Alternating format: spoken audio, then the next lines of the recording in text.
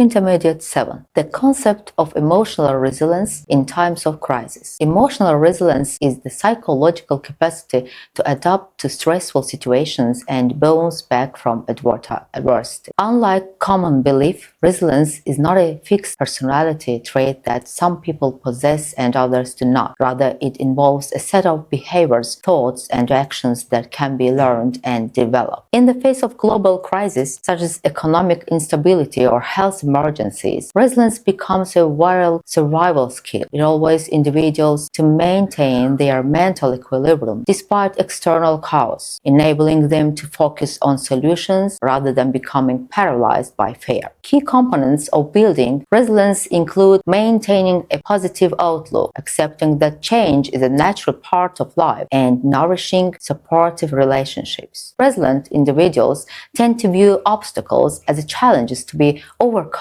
rather than insurmountable problems. Moreover, practicing mindfulness and self-regulation helps in managing the overwhelming emotions that often accompany a crisis. By cultivating a resilient mindset, society as a whole becomes more capable of enduring hardships. It's not about avoiding stress, but rather about learning how to navigate through it with grace and strength. Ultimately, resilience is the bridge between suffering and growth.